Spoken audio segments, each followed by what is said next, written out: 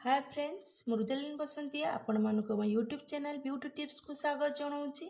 आजिकार beauty tips विषय वस्तु होची थ्रेडिंग बा आईब्रो शेप। थ्रेडिंग माने आईब्रो रे थिबा अनावश्यक हेयर को रिमूविंग करिबा। थ्रेडिंग पाई एक छोट कइंचीर जेकोसी कंपनी रो फुटी number thread powder moisturising cream oestrogen threading brush रा आवश्यकता रही अछि। थ्रेडिंग मीन्स आईब्रो रे एक भल शेप देबा। सेथिपाई ब्यूटिशियन मानू बहुत प्रैक्टिस करिया को पड़ी थाए। थ्रेडिंग करिया पूर्वर आईब्रो रे पाउडर लगे पड़े कारण स्किन को यह सॉफ्ट कर दे थाए।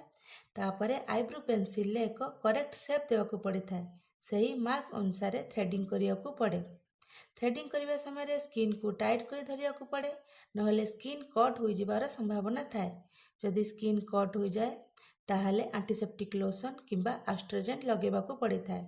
आईब्रो कर सारा पर मसाज क्रीम रे मालिश करने को पड़ी थाए।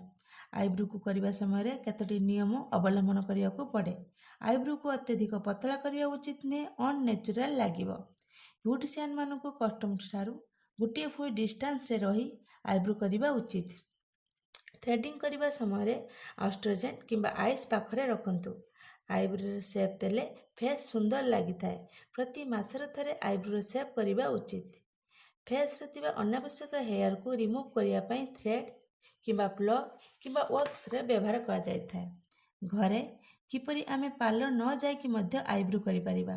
ट्यूजर किंबा थ्रेड द्वारा हेयर रिमूविंग क्रीम फेस रे लगाइबा उचित नहीं। जदि पार्लर यूज करथुआ सूता आपण पाखर न थाए ताहले कपड़ा सिलाई करबा सूता मध्य व्यवहार करि परिबे। सर्वप्रथमे कॉटन द्वारा आईब्रो रे पाउडर लगांतु कारण यह स्किन को टाइट कर दिए। भितर बाहर झाड़ को मध्य सुखाई दे थाए। सामना रे मिरर रखंतु। आस्ते आस्ते एक्सेस हेयर को सूता भितर पसांतु एवं टाणंतु। जदि हेयर को टाणला बेले पेन होता है ताहले हेयर रिमूविंग हेउछि। यह को घरे 5 ରୁ 7 थर प्रैक्टिस करबा द्वारा आईब्रो बनाना आसी जाय थाए।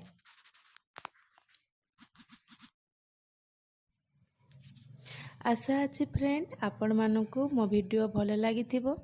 जदि आपण मानकु वीडियो पसंद आसिला ताहले वीडियो को लाइक शेयर कमेंट करिवे। मो चैनल को सब्सक्राइब करिवे।